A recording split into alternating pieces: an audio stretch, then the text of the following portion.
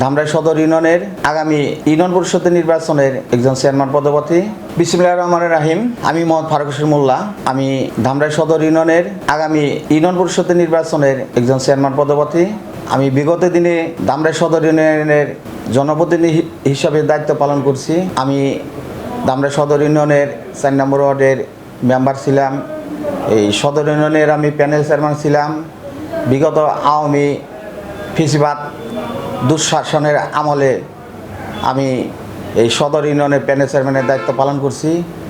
তখন আমার নামে মামলা ছিল, মামলা হামলা খেয়েও আমি জনগণের পাশে ছিলাম।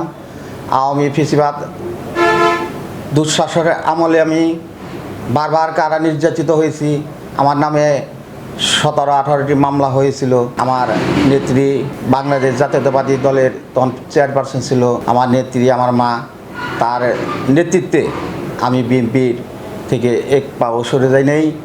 এখন আমার নেতা জনাব তারেক রহমান, তার নির্দেশেই তার কমান্ডেই আমরা রাজনীতি করি।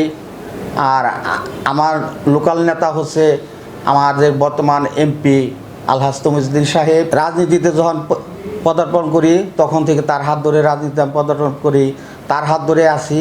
মৃত্যুর আগ পর্যন্ত আলহাজ তমিজউদ্দিন সাহেবের হাত ধরে আমি থাকবো। আমি আগামীতে এই ধামরাই সদর ইউনিয়নের চেয়ারম্যান পদপ্রার্থী হিসাবে আমার সদর ইউনিয়নের প্রত্যেকটা জনগণকে আগামী ঈদুল আজহার শুভেচ্ছা, অগ্রিম ঈদ মুবারক, ঈদ মুবারক, ঈদ মুবারক। আমি যেন এই সদর ইউনিয়নের জনগণের পাশে থেকে যেন আমার জীবনকে যেন উৎসর্গ করে দিয়ে যেন আমি তাদের সেবা করে যেন থাকতে পারি।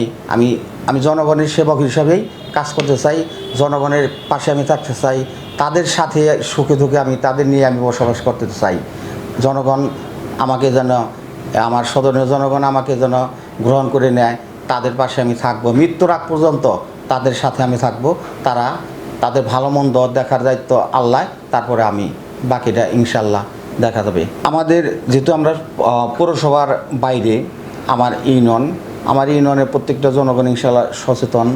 পশু জবাই করার পর যে পশুর যে বর্জ্য থাকে সেগুলো প্রত্যেকেই আমার এলাকার জনগণ প্রত্যেকেই পানি দিয়ে ধুয়ে সেগুলো করে তারপরে ব্লিচিং পাউডার দিয়ে আমাদের জানে কোনো রোগমুক্ত আমরা থাকতে চাই। সদর ইউনিয়ন আমরা রোগমুক্ত থাকতে চাই।